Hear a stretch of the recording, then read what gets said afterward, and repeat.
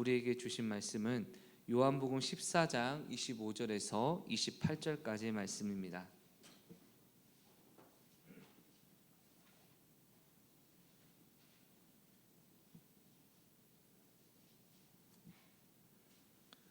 요한복음 14장 25절에서 28절 말씀,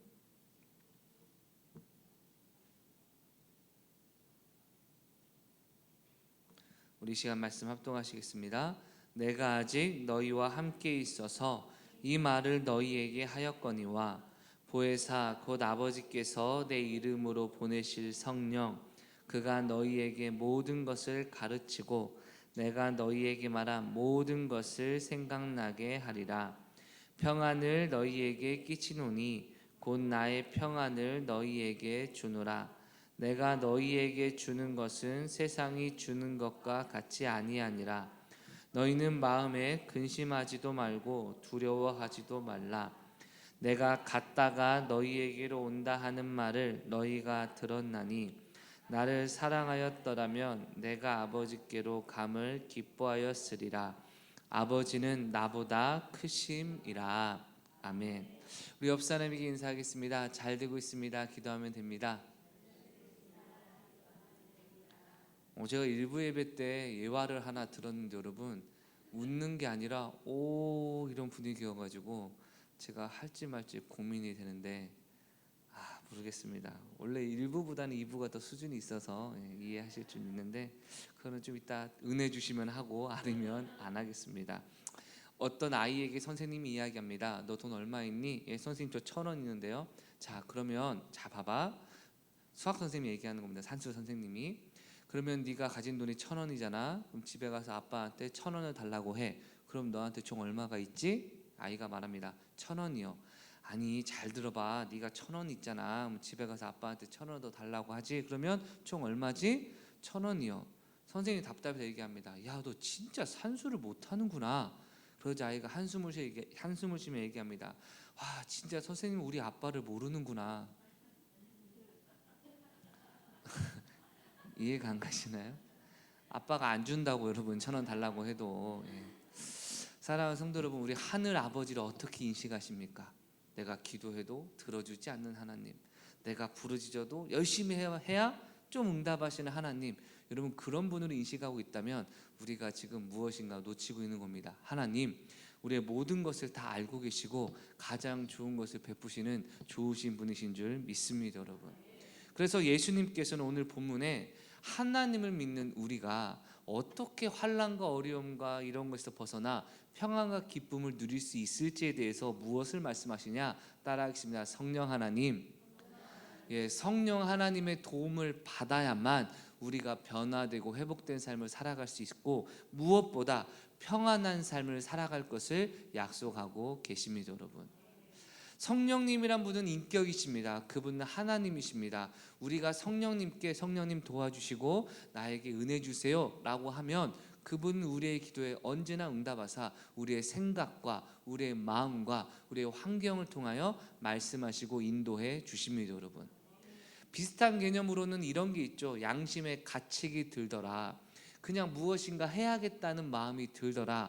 여러분 그것이요 아직 성령님을 인격적으로 구체적으로 알지 못하는 사람들에게 역사하시는 성령님의 은혜인 줄 믿습니다 여러분. 왜냐? 우리는요 하나님 앞에 의로운 것이 하나도 없기 때문에 하나님 말씀대로 살고 싶거나 주님의 은혜를 사모하거나 아니면 주님의 은혜를 느낄 만한 실력과 능력이 없음을 인정하시길 주의 이름으로 축원합니다 여러분. 만약에 어떤 남자가 지나가는 여자에게 매력을 느꼈다. 여러분 이게 일반적인 일입니까? 아니면 특별한 일입니까 여러분? 만약 일반적인 일이라 하면 여러분 그 남자는 좀 뭔가 바람둥이 기질이 있는 게 아니겠습니까?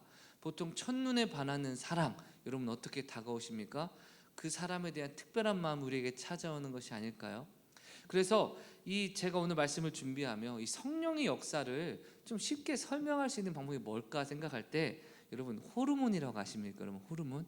우리 몸의 호르몬이 거의 성령의 역사와 좀 접점이 있을 수 있겠다. 오해하지 마세요. 성령이 호르몬이라는 게 아닙니다 여러분. 성령이 호르몬이라는 게 아니라 비슷한 과정으로 역사하시겠구나라는 생각이 좀 들었습니다. 예를 들어 남녀가 여러분 서로를 보고 대부분 사람 어떻습니까? 남자다, 여자다. 그리고 여러분 끝납니다, 그렇죠? 그런데 누군가에게 막 설레임을 느끼고 호감을 느끼면 우리가 사랑에 빠졌다고 이야기를 하죠, 그렇죠? 그런데 호르몬적으로 보면 여러분 도파민이라는 호르몬이 우리에게 뿜어져 나와서 연애 초기에 새로운 사랑의 설레임이나 흥분을 촉진하며 상대방을 끊임없이 생각하게 한다는 겁니다. 여러분 결혼하기 전에 다 뜨겁게 연애하셨죠, 그렇죠? 아이고야 미지근한 게 하셨나요? 예. 연애 초반 어떻습니까? 막 설레이고 보고 싶고 그립잖아요, 여러분, 그렇죠? 물론 가끔 아니죠. 예, 그렇습니다. 어쨌든 설레이는데 이 결혼이 한 2년, 3년쯤 지나면 어떻습니까? 이 설레임이 좀 잦아들잖아요, 그렇죠? 물론 호르몬이 좀 고장난 분들은 계속해서 뿜어져 나오는 좋은 분도 계시겠지만 일반적으로 3년이라고 하더라고요, 여러분. 그럼 도파민이 어떻게 되냐? 그 정도 되면요 서서히 이제 뭐랄까요, 분비를 줄여가지고 예전처럼 막 설레고 뜨겁고 이런 거는 좀 잦아든다 하더라고요. 대신 세로토닌이나 옥시토신이라는 호르몬이 나와서 친밀함, 그리고 분쟁이 있으면 좀 화해하고 또 그 사람을 사랑하고 안정된 관계를 유지하고 믿음을 신뢰시키고 상승시키는 호르몬이 나와서 결혼 관계를 잘 유지시킨다는 겁니다, 여러분. 그러니까 내가 나지만 또한 호르몬의 영향을 받는 나는 또 내가 아닌 삶이 펼쳐지게 되는 것입니다. 좀 더 불신의 눈빛으로 지금 저를 보시는 분이 몇 명 계셔서 좀 더 쉽게 설명하겠습니다, 여러분. 배고픔을 느끼게 하는 호르몬이 무엇입니까? 그렐린이라는 호르몬입니다, 여러분. 위에서 나오는 호르몬으로서 우리로 하여금 먹어야 된다, 배고프다라는 마음을 주는 호르몬이고요. 렙틴이라는 호르몬이 있답니다. 이건 뭐냐? 배부르다, 그만 먹어야겠다라는 호르몬이라는 것이죠. 그래서 이 렙틴은 여러분 음식을 먹기 시작하면 20분 후부터 나오기 시작하는데, 그래서 밥 빨리 먹지 말아라 라고 말한 이유가 뭐냐? 천천히 먹어야 이 렙틴 호르몬이 우리 뇌 가운데 이제 펼쳐져서 이제 그만 먹어야겠다라고 마음을 먹는데, 몇 분 후에 렙틴 호르몬이 나온다고 여러분? 20분. 그럼 20분 안에 여러분 열심히 먹으면 어떨까요, 여러분? 배고파다가 딱 20분 지나면 그때쯤 호르몬이 배부르다 할 때 우리는 이미 어떻게 먹는 건가요? 많이 먹으니까 배 터져 죽겠다라는 일이 거기서 찾아오게 되는 것이죠, 여러분. 그래서 건강에 있어서 이 렙틴 호르몬과 그렐린 호르몬이 잘 균형을 갖고 있는 사람은 다이어트에 걱정하지 않고 잘 지내는데, 저 같은 사람은 이 그렐린이 왜 이렇게 왕성한지 렙틴은 찾아볼 수가 없는 그러한 일을 또 경험하기도 합니다. 근데 그거 아십니까? TV에서 여러분 다큐멘터리를 보니까 이 렙틴과 그렐린의 호르몬이 어떤 사람들에게 잘 조화롭게 되느냐를 보니까 일찍 자고 일찍 자는 사람들, 일찍 자고 일찍 일어나는 사람들에게는요 이 균형이 잘 맞춰지는데, 늦게 자고 늦게 일어나는 사람들이거나 아니면 교대 근무를 하거나 이런 사람들은 이 호르몬의 불균형이 심해가지고 참 많은 어려움을 겪는 이야기를 본 적이 있습니다, 여러분. 자, 우리의 신체도요 우리 안에 작용하는 호르몬의 영향을 받아 우리가 실제 먹는 것이나 사람을 사랑하고 관계 맺는 것에 영향을 끼친다면, 전능하신 하나님의 성령께서 우리의 영혼에 역사하시고 인도하시는 것이 얼마나 우리의 현실의 삶과 영적인 삶에 지대한 영향을 끼치겠습니까, 여러분? 예수님께서는요 성령께서 우리에게 역사하실 때 우리가 참된 평안을 누릴 수 있을 것이라고 말씀하고 계시는 것입니다, 여러분. 먼저 25절과 26절 말씀 읽겠습니다. 내가 아직 너희와 함께 있어서 이 말을 너희에게 하였거니와 보혜사 곧 아버지께서 내 이름으로 보내실 성령, 그가 너희에게 모든 것을 가르치고 내가 너희에게 말한 모든 것을 생각나게 하리라. 아멘. 예수님은 지금 이 땅에 계시지 않고 하나님 보좌 우편에 계시는데요, 우리가 어떻게 예수님을 믿고 신앙생활을 잘할 뿐만 아니라 일상의 삶 가운데 위험이나 어려움이나 염려나 근심 걱정 가운데 벗어나서 하나님이 주시는 평안을 누릴 수 있는가? 바로 성령 하나님께서 우리에게 모든 것을 가르치시고 주님께서 우리에게 말한 모든 것을 생각나게 하신다고 약속하고 계시는 것입니다, 여러분. 인생을 살다 보면요 중요한 일이 있고 별로 중요하지 않은 일도 있습니다. 때때로 진짜 내 인생에 절대적인 영향을 끼치는 것과 별 중요하지 않는 것이 있습니다. 여러분, 그런데 내가 중요하지 않은 것에 관심이 꽂히면 정말 많은 것을 놓쳐버리고 실패할 수밖에 없습니다, 여러분. 그러나 힘들고 어렵다 할지라도 정말 중요한 걸 붙들고 있고 그것을 잘 이루고 있다면 지금은 힘들고 어렵다 할지라도 이후에 모든 것이 좋아질 줄 믿습니다, 여러분. 예전에 어떤 할머니 두 분이 여러분 서로 대화를 했답니다. 오랜 친구인 사이인데 오랜만에 만나서 이야기를 했습니다. 할머니 한 분이 얘기합니다. 어떻게 요새 바깥 어른은 잘 계신가? 이렇게 물었습니다. 그랬더니 다른 할머니가 얘기합니다. 지난주에 죽었어. 저녁 먹을 상추를 캐러 나갔다가 심장마비로 쓰러졌어 라고 얘기합니다. 그러니까 이 할머니가 너무 마음이 아파가지고 아이고 왜 그랬어? 안 됐네. 그래서 어떻게 됐어? 라고 물었습니다. 그러자 B 할머니가 이렇게 얘기했습니다. 뭐 별 수 있나? 그냥 깻잎에다 먹었지.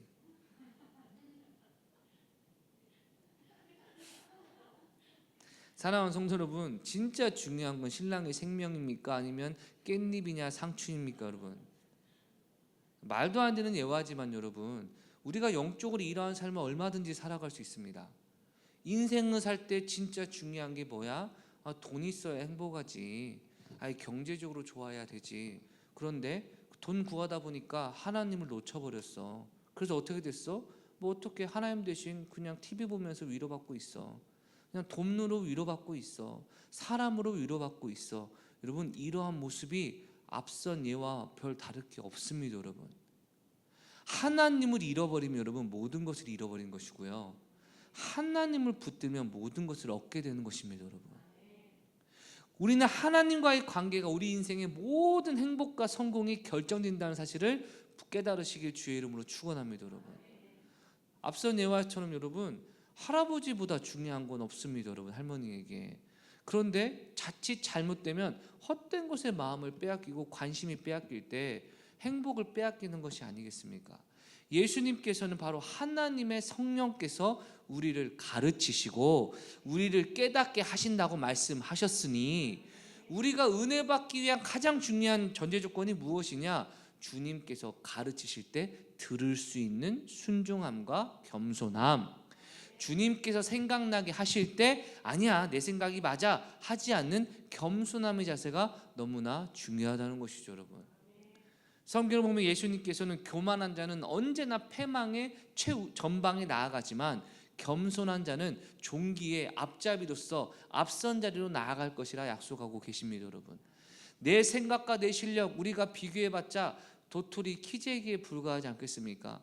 지상에서 가장 똑똑한 사람을 데려온다 할지라도 하나님의 지혜와 비교한다면 여러분 사실상 어리석은 자와 마찬가지입니다. 그렇기 때문에 우리는 성령께서 우리를 깨닫게 하시고 인도하실 때 그분의 음성에 순종할 수 있어야 할 줄 믿습니다, 여러분. 그래서 신학적인 말로 이것을 깨닫게 하심, 조명하심이라고 이야기하는데요. 성령께서는 우리의 생각과 우리의 마음과 우리의 환경을 통하여 하나님의 뜻과 말씀을 계속해서 가르쳐 주시고 그 뜻 가운데 순종되는 삶으로 인도해 주시는 것입니다, 여러분. 때때로는 내 마음에 와닿지 않고 때때로는 힘들다 할지라도 여러분 하나님의 음성에 순종하며 나아갈 때 우리의 삶은 참된 평안을 누리게 되는 것이죠. 특별히 26절의 말씀 모든 것을 가르치고 모든 것을 생각나게 하리라는 말씀이 27절과 연결되는 걸 보면 여러분 주님께서 우리를 가르치시고 우리를 깨닫게 하시는 목적이 분명하게 드러나는데요. 27절 말씀 읽어보겠습니다. 평안을 너희에게 끼치노니 곧 나의 평안을 너희에게 주노라. 내가 너희에게 주는 것은 세상이 주는 것과 같지 아니하리라. 너희는 마음에 근심하지도 말고 두려워하지도 말라. 아멘. 물론 성령께서는 여러 가지 목적과 계획을 가지시고 우리에게 가르치시고 인도하시지만 오늘 본문의 문맥에 따르면 그 중에서도 특별히 우리 마음에 평안을 주시기 위해 성령께서 가르치시고 인도해 주신다고 말하고 있는 것입니다, 여러분. 가끔 그런 얘기를 듣습니다. 아직 일어나지 않는 일이나 아니면 내가 어찌할 수 없는 문제에 대해서 걱정이 시작되면 여러분 해결할 수 있습니까? 없습니까? 해결할 수가 없습니다. 아직 일어나지도 않았고 일어난다 하더라도 내가 해결할 수 없는 문제이기 때문입니다, 여러분. 그러나 그때 하나님께서 나의 모든 삶을 책임져 주시고 인도하고 계신다라는 확신을 갖게 되면 이 두 가지의 요소마저 하나님께 맡기고 우리는 평안함을 추구할 수 있는 겁니다, 여러분. 물론 하나님이 주시는 평강과 세상이 주는 평안은 좀 다른 측면이 있습니다. 보통 여러분 세상 사람들이 뭔가 힘들고 어려울 때, 머리가 복잡할 때 힐링하고 싶다, 아니면 좀 평안하고 싶다 할 때 찾는 것이 무엇입니까? 여행을 가거나 아니면 그 문제에서 좀 도피하고 다른 것에, 쾌락을 주는 것에 집중할 때가 종종 있죠, 그렇죠? 그것들도 여러분 때때로 힘이 됩니다. 그러나 다시 삶의 자리로 돌아오거나 아니면 환경이 조금만 달라지거나 마음의 걱정이 조금만 찾아오면요, 그 평안은 곧 깨어져 버립니다, 여러분. 그러나 하나님이 주신 평안은요, 고통의 환경이 있다 할지라도, 여전히 부정확한 환경이 있다 할지라도 하늘의 위로로 우리에게 역사하시기에 우리는 그 고통을 이길 수 있는 힘과 능력을 주님의 평안으로 이룰 수 있는 것입니다, 여러분. 저는 목회자로서 여러분 매 순간 사실 평안함이 없는 삶의 요소에 살지 않겠습니까? 예를 들어 여러분이 목사님 신방 좀 해주세요 하면 사실 무슨 일 있는지 보통 예고해 주십니까? 목사님 제가 이러이러한 문제로 고민이 있는데 내일 만날 때는 그러그러한 문제로 답을 주세요 라고 얘기할 분 별로 없으시잖아요, 그렇죠? 그럼 여러분은 저 만나러 올 때 고민을 알고 있잖아요, 그렇죠? 근데 저는 압니까 모릅니까? 모르잖아요. 근데 막상 가면 여러분이 A 때문에 힘들다, 그럼 저는 그 A에 대한 정답을 언제부터 고민해야 되나요? 여러분의 말씀을 듣고 나서가 아니라 들으면서 해야 되지 않습니까, 여러분? 여러분 제가 남편 때문에 힘듭니다, 5분만 시간 주세요, 저도 좀 생각해보고 답을 드리겠습니다 한다면 여러분 네 하고 여러분 다시는 안 만나 주실 거잖아요, 그렇죠? 또는 제가 먼저 만나자고 해도 여러분도 어떤 말 할지 모르지만 저도 어떤 말 할지 모르잖아요, 그렇죠? 그러니까 서로 고민. 여러분 제 마음에 평안이 있겠습니까 없겠습니까? 여러분이 갑자기 전화가 왔습니다. 그러면 기쁜 일인가 보다 막 이렇게 전화 받을까, 아니면 무슨 일이실까? 무슨 일이실까? 보통 어떻게 말씀하시죠? 목사님 잘 지내시죠? 예. 식사 안 하셨어요? 예. 근데 목사님 제가 이런 말 해야 될지 안 해야 될지. 여러분 이미 하려고 전화하셨잖아요. 하시는 게 좋잖아요, 그렇죠? 그럼 저도 마음이 막 조마조마. 그래서 여러분 오죽하면 여러분 전화가 잉 울리면요, 제 마음도 잉 하고 울립니다, 여러분. 마음에 평안이 있을까요 없을까요? 없습니다. 어떤 답을 해야 될지에 대한 고민도 많지 않겠습니까? 왜냐? 우리 착하신 성도님들은 어떤 말을 해드려도 목사님 말이 아니라 하나님이 주신 말씀인데 할렐루야 위로받고 믿으시겠지만, 저의 입장에서는 단 한 번이라도 여러분을 들으시면서 아직 목사님 뭘 모르시네 라고 생각한다면 목사의 권위가 두 번 다시 없을 것이고 여러분 도움을 청하지 않을 수 있다라는 또 제만의 고민이 있기 때문에 늘 불안하지 않겠습니까, 여러분? 여러분 성향도 다르고 사람도 다르고 여건도 다르고 때때로 저의 마음에 맞는 사람도 있고 제 스타일과 다르신 분도 계시고 기질도 다르신 분도 계시고, 여러분 걱정거리 많을까요 적을까요? 좀 불쌍하게 좀 봐주세요, 여러분. 그런데 평안할 수 있는 이유가 있습니다, 여러분. 성령님께 맡기면 평안합니다. 성령님 제가 최선 다해서 오늘 노력하고 애쓸 터인데 저는 결과로 책임 못 집니다. 성령께서 가르쳐 주시고 깨닫게 하여 주시고 우리의 마음을 하나 되게 하여 주시옵소서. 여러분 그래서 평안을 유지하고 사는 것이지, 그렇지 않으면 저 벌써 속병 생겼을 겁니다, 여러분. 무엇을 말씀드리냐? 하나님이 주신 평안은요, 모든 불안의 요소를 전부 제거하고 나서야 주시는 평안이 아니요, 여전히 불안하고 평안한 가운데서도 하나님의 위로와 능력으로 능히 이길 수 있는 힘, 포기하지 않는 힘, 여전히 하나님을 사랑하고 여전히 하나님을 신뢰할 수 있는 힘과 능력을 베풀어 주신다는 것입니다, 여러분.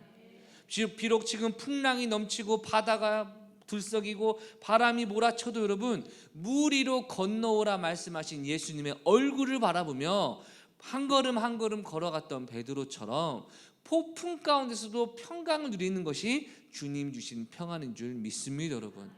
그래서 이 평안은요, 주님을 바라보는 것을 중단하고 현실의 파도나 현실의 물이나 현실의 바람을 볼 때 베드로처럼 빠져들어가는 일이 시작이 되는 것입니다, 여러분. 한결같은 성령의 인도하심으로 하나님과 말씀과 능력을 따르셔서 늘 승리하시는 저와 여러분 되시길 주의 이름으로 축원합니다, 여러분. 그래서 하나님은 이러한 은혜의 수단으로 어떻게 성령을 통해 우리 안에 역사하시냐? 크게 세 가지로 역사하십니다. 첫 번째는요, 성경 말씀을 통해서 우리에게 역사하십니다. 여러분, 말씀을 읽으셔야 됩니다. 할렐루야. 하나님의 뜻을 읽으셔야 됩니다. 할렐루야. 요새 여러분, 제 첫째 아들이요, 유튜브에 뭐에 꽂혔냐? 고구마 머리라는 유튜브 채널이 있습니다. 여러분, 그 내용은 보통 이런 겁니다. 만약에 목성과 지구가 충돌하면 어떻게 될까? 만약에 수성과 태양이 충돌하면 어떻게 될까? 지구가 1km만 앞으로 당겨지면 어떻게 될까? 여러분, 저는 그거 볼 때마다요, 그럴 일 없어 이렇게 생각하는데, 제 아들은요 막 신기해서 여러분 막 봅니다. 여러분, 그런데 최근에 뭘 보냐? 어제는 같이 앉아 있었는데 또 유튜브 그걸 보더라고요. 제가 같이 보고 있었는데, 그거 아십니까 여러분? 2135년에 소행성이 지구랑 충돌할 가능성이 있다고 나사가 이야기를 했다는 겁니다. 여러분, 그래서 지름이 500m인데 그걸 충돌하면 히로시마 원자 폭탄의 80배 막 이런 걸 보면서 제가 여러분 막 흥분하면서 보는 겁니다. 여러분, 그래서 저한테 물어보더라고요. 아빠, 근데 아까 몇 년도에 충돌한다고 그랬죠? 지훈아, 2135년이래. 그러면 너나 나나 죽을 거 없어. 그러니까 얘가요, 2135년이요? 계산하더니, 아, 그럼 내가 100살 돼도 20년 후의 얘기구나 하고 여러분 꺼버리더라고요. 관심 없다는 겁니다. 자기랑 상관없다는 겁니다. 여러분, 그런데도 여러분 그렇게 유튜브의 행성과 요새 별에 꽂히니까요, 오늘 아침에 일어나자마자 아빠, 엄마, 저는요 행성을 발견하고 싶어요. 망원경으로 보고 싶다고. 여러분, 그래서 제가 속으로 생각했죠. 이미 발견할 거 다 발견했다. 사랑하는 성도 여러분, 무엇을 보느냐가 무엇에 관심을 갖고 무엇에 마음을 쏟게 하느냐를 결정짓는 겁니다. 우리가 세상을 보고 사람을 보면요, 세상과 세상에 있는 것들을 사랑하게 되어 하나님을 사랑하는 마음이 식어져 버릴 것이고요, 주와 교회와 복음과 성령의 은혜와 말씀을 보면 여러분, 하나님의 뜻 가운데 살고자 하는 열정이 부어질 줄 믿습니다. 여러분, 그래서 성경 이외에는요 우리 신앙의 기준이 없는 줄 믿습니다. 여러분, 성경에 명시적으로 기록되지 않은 말씀이 아니면 우리는 언제나 겸손히 성경을 따르고 하나님의 뜻을 기다려야 될 줄 믿습니다. 여러분, 그래서 성령께서는요 성경을 통해 우리 마음에 진리를 심어주시고 하나님의 뜻을 확신시켜 주시고 잘못된 삶의 자리에 대한 책망으로 우리를 일깨워 주십니다. 여러분, 말씀을 많이 읽으시고 정기적으로 읽으시길 주의 이름으로 축원합니다. 여러분, 두 번째, 또는 주님께서는 성령은 기도를 통하여 우리에게 깨닫게 하실 때도 있습니다. 여러분, 성령께서 말할 수 없는 간구한 탄식으로 우리를 위해 기도하시고 우리의 마음과 생각을 지켜주실 때가 있습니다. 그러나 성경을 제외하고는요 하나님의 뜻이라고 주장할 수 있는 기도 응답은 없습니다. 여러분, 어떤 분들은 기도하시고 하나님께서 이런 마음 주셨다, 하나님의 뜻이구나. 여러분, 아닙니다. 기도하다가 드는 생각과 마음은 하나님의 뜻이라고 믿어버리면 거기서부터 이단이나 사이비가 일어나는 겁니다. 그 목사님은 어떻게 하십니까? 저도 기도합니다. 그럴 때 하나님의 뜻처럼 뭔가 느껴집니다. 어떤 생각이 듭니다. 그 먼저 말씀을 찾아봅니다. 말씀에 이 내용이 연결되어 있고 기록되어 있다. 그럼 저는 말씀을 하나님의 뜻으로 믿고 기도하면 나아갑니다. 여러분, 근데 만약에 깨달음은 있고 생각은 있는데 하나님의 말씀에 분명히 기록되지 않는다? 그럼 여러분, 내가 이런 마음이 들은 것이 하나님의 뜻일 수도 있고 내 생각일 수도 있으니 하나님, 이 뜻이 하나님의 뜻이라면 더욱더 분명하게 드러나게 하여 주시옵소서. 여러분, 기도하면요 말씀을 통해 깨닫게 하시거나 환경이나 여건이나 상황을 이끌어 가실 때 하나님의 뜻이면요 제 마음의 열정과 확신이 불타오르고, 또한 많은 분들도 동의하고 함께 합력하여 선을 이루어서 누구에게 말하더라도 이건 하나님의 뜻이라고 말할 수 있는 시간이 오는 것이고, 여러분, 때때로는요 그 마음과 생각이 들었는데 점점 기도할수록 식어지거나 점점 사람들의 여건을 볼 때 이것은 아니구나 라고 하는 일도 벌어집니다. 지금 무슨 말입니까? 성령의 깨달음은 오직 무엇으로만 검증될 수 있다? 하나님의 말씀으로만 검증될 수 있다는 것을 기억하시길 축원합니다. 여러분, 또한 세 번째는요 사람을 통해서 성령께서 깨닫게 하십니다. 먼저 내 자신이 문득 이런 생각이 들고, 문득 하고 싶다란 마음도 들고, 문득 하기 싫다, 이거 하나님이 기뻐하시지 않는구나 라는 생각을 통해서 깨닫기도 하시고요, 다른 사람과의 대화나 다른 사람의 직관적인 삶의 간접적인 경험을 통해서 저러면 안 되겠다, 저래야겠다 라는 이런 과정을 통해서도 성령께서 역사해 주십니다, 여러분. 그러나 이건 역시 말씀으로만 분별할 수 있습니다, 여러분. 그 목사님, 누구에게는 말씀으로 얘기하고 누구는 기도를 통해 말씀하시고 누구는 환경과 여건을 통해 말씀하세요. 하나님과 지금 내가 어떤 관계를 맺고 있느냐에 따라서 더욱더 친밀할수록 하나님은 분명하게 알려주시고, 아직 내가 하나님과 멀리 있고 은혜를 모른다 할지라도 하나님이 사람을 통해서라도 인도하시고 깨닫게 하시니 이래나 저래나 나를 사랑하시고 말씀하시는 하나님의 은혜를 누리시길 주의 이름으로 축원합니다, 여러분. 그래서 우리는요, 매 순간 하나님이 주시는 평안을 위하여 기도해야 될 줄 믿습니다, 여러분. 매 순간 성령께서 나의 생각과 마음 가운데 말씀하시고 인도하도록 기도해야 될 줄 믿습니다, 여러분. 어떤 한 분이 저한테 그렇게 말씀하더라고요. 목사님, 요새 저희 기도 제목이 좀 달라졌습니다. 뭔데요? 요새 지혜와 명철을 달라고 기도하고 있습니다. 왜요? 사역을 하든지 신앙을 하든지 하나님 주신 지혜와 명철을 공급받아야만 나의 삶이나 나에게 맡겨진 영혼이나 나의 삶을 잘 이끌 수 있기 때문입니다. 할렐루야. 여러분, 주님께서 뭐라 했습니까? 야고보서에 지혜가 부족하거든 후히 주시고 꾸짖지 아니하시는 하나님께 구하라. 성령님, 나는 아직 성령님의 인도하심을 모르겠습니다. 어떻게 해야 됩니까? 성령님, 인도하심을 알게 하여 주시옵소서. 예전에 어떤 저희 서울에 있을 때 목사님의 간증 제가 몇 번 말씀드렸죠. 젊은 시절에 하나님을 믿었다가 이제 안 믿고 신앙생활을 해야 되는데 안 믿으려고 해서 늘 성경을 마음에 품고는 있었답니다. 근데 읽지는 않았답니다. 그러다가 군대에서 차를 타고 가는데 갑자기 군대차 운전병이 잘못 운전해서 4명이 여러분 저수지에 빠진 겁니다, 여러분. 그럴 때 순간 이 가슴에 성경을 부여잡고 기도하기를, 하나님, 만약 여기서 살려주시면 제가 예수 믿겠습니다 라고 결단하셨는데, 공교롭게 나머지 3명은 죽고 본인만 살아나셨다는 것이죠. 그러니까 어떤 마음이 찾아왔겠습니까? 하나님이 살려주셨구나. 할렐루야. 근데 사람의 마음이 어떻습니까? 간사하잖아요. 이제 제대할 쯤 되니까 근데 우연이지 않을까?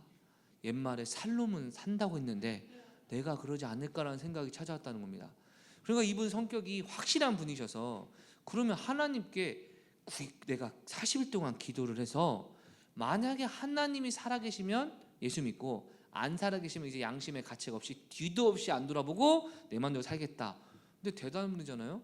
12시부터 새벽 4시까지 하루 4시간을 40일 동안 기도한다는 마음으로 여러분 산에 올라가서 기도했다는 겁니다. 근데 이분이 지금 하나님을 알아요, 몰라요, 여러분? 모르잖아요. 그러니까 가서 새벽에 가면 무슨 기도했다고 했죠? 하나님, 살아계십니까? 안 살아계십니까?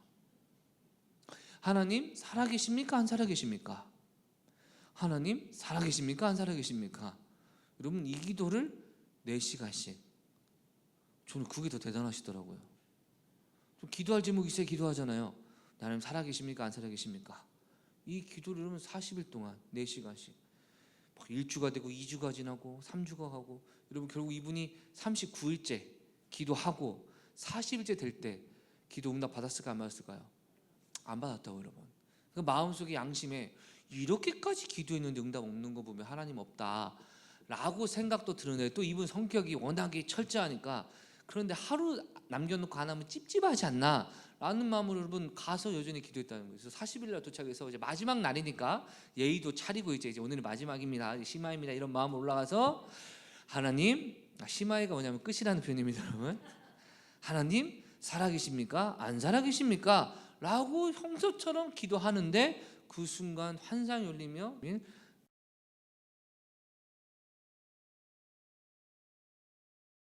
임재를 체험하고 내가 살아있다라는 말씀을 듣고 이분이 거기서 여러분 다 버리고 예수 믿고 지금 목회자도 되셨다는 얘기 여러분 한 번쯤 들었죠? 제가 말씀드렸죠, 여러분. 중요한 게 뭡니까? 간절함과 진정한 마음만 있다면 하나님 우리를 만나 주십니다. 어떻게 내가 만나요? 여러분, 하나님이 교회를 통해서 만날 기회를 주시고 회복 캠프나 양육반을 허락해 주시고 예배를 허락해 주셔서 얼마든지 주님을 찾는 자는 만나 주시고 공급하신 은혜를 우리에게 허락해 주신 것입니다, 여러분. 그래서 왜 주님을 만나야 되냐라고 말하면 다시 한 말씀드리면 27절입니다. 평안을 너희에게 끼치노니 곧 나의 평안을 너희에게 주노라. 내가 너희에게 주는 것은 세상이 주는 것과 같지 아니하니라. 너희는 마음에 근심하지도 말고 두려워하지도 말라. 아멘. 성령 하나님의 은혜를 공급받는 사람이 가질 수 있는 능력의 비결 중 하나가 마음의 근심과 두려움을 제거함에도 불구하고 하나님이 주시는 평안으로 늘 살아갈 수 있다라고 주님이 약속하고 계시는 것이죠, 여러분. 여러분은 지금 내 삶의 근심과 두려움을 바라보며 하나님을 의심하며 살아가십니까? 아니면 하나님을 신뢰하기에 세상과 현실을 보고 낙심하지 않고 믿음으로 나아가고 계십니까, 여러분? 야고보서는 얘기합니다. 누구든지 하나님께 기도하는 자는 의심하지 말라. 의심하는 자는 바다의 풍랑이는 물결과 같아서 무엇이든지 주께 얻기를 기대하지도 말라. 여러분, 우리 기도하는 우리에게 사단이 주는 의심이 무엇인지, 방해가 뭔지 아십니까? 의심입니다. 하나님이 주시겠냐? 하나님이 진짜 주겠냐? 훌륭한 사람에게만 주지 않겠냐? 뛰어난 사람에게만 주지 않겠냐? 여러분, 아닙니다. 하나님은 간절히 주님을 찾는 자에게 역사해 주시는 것이죠, 여러분. 제가 최근에 들었던 찬양 가운데 참 은혜로운 찬양 하나 가사 한번 띄워드리기 원합니다. 주를 바라보며라는 찬양인데요, 한번 띄워주세요. 가사 초반 읽기 시작합니다. 나의 시선이 나의 마음을 향할 때 작고 초라한 모습과 두려움뿐이다. 그렇습니다. 우리의 시선과 관심과 생각이 자꾸 나의 마음을 되돌아보면 정말 나는 초라하고 연약하고 부족한 모습뿐이어서 낙심할 수밖에 없는 것이죠. 그런데 나의 시선을 하나님께 돌릴 때 비로소 우리 마음에 평안이 찾아오게 되는 것이죠, 여러분. 다음 가사 보시면요, 주를 바라보며 그 마음을 구합니다. 무슨 말입니까? 오늘 말씀 연결한다면 성령 하나님을 바라보며 성령님이 주시는 평안의 마음을 계속 구하는 겁니다. 주님, 나에게 평안을 주시고 모든 염려와 걱정을 주님께 맡깁니다 라고 구할 때 나의 모든 것을 품으신, 나의 연약함도 품으시고 실패도 품어주시고 나의 과거의 잘못이나 현재의 문제도 품어주신 주님께서 그 사랑을 우리에게 베풀어 주사 나의 생각보다 더 크시고 놀라우신 주님의 계획을 알려주시니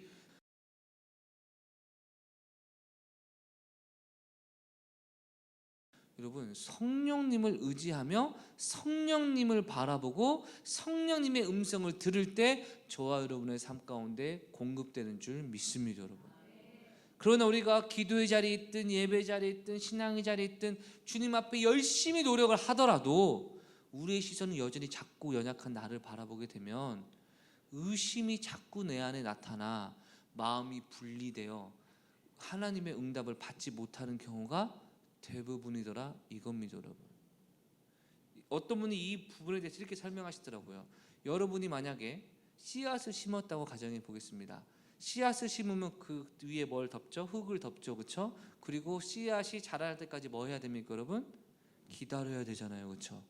근데 1시간 만에 다시 파헤쳐가지고 씨가 잘 있나 확인하고 다시 묻어놓고 또 좀 있다가 이게 자라고 있나 걱정해서 다시금 꺼내서 확인하고, 여러분, 이 씨가 자랄 수 있겠습니까, 없겠습니까?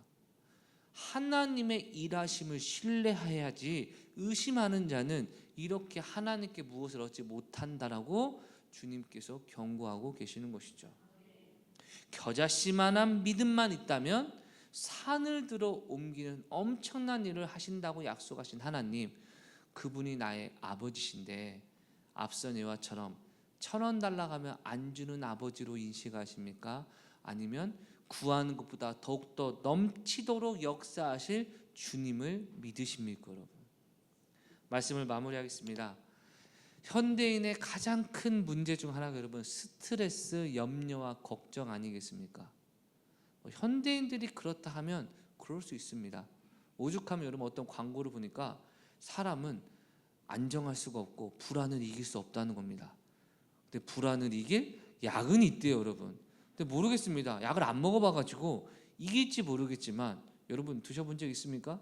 우황청심만 먹는다고 긴장이 안 되나요? 또 안 돼. 그것도 해결을 못할 때도 있죠. 여러분 이 세상은요, 이 불안과 걱정과 염려를 해결할 방법을 제가 볼 땐 아직 찾지 못했습니다.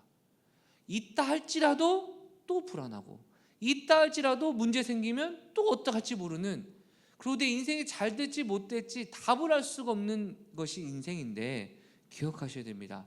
그리스도인은요, 하나님께서 책임져 주시고 공급해 주신다 약속하셨을 뿐만 아니라 평안까지 주신다고 약속하셨습니다. 여러분, 가끔 저도 아들을 키워보니까 이제 알겠더라고요. 아들에게 제가 얘기합니다.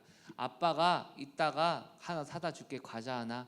예. 근데 여러분, 만약에 아이가요 그 후로 막 걱정 없이 지내면 아빠 믿어? 물어봅니다. 그러면 예? 이럽니다. 여러분, 그럼 제 마음은 어떨까요? 비로소 내 마음이 평안합니다. 여러분, 그렇죠? 근데 좀 있다가 와가지고 아빠, 근데 제가 사줄 거 맞죠? 알아서 사줄게. 예, 믿어요. 좀 있다가 근데 아빠 그거 비싼데 그 진짜 사주는 거 맞죠?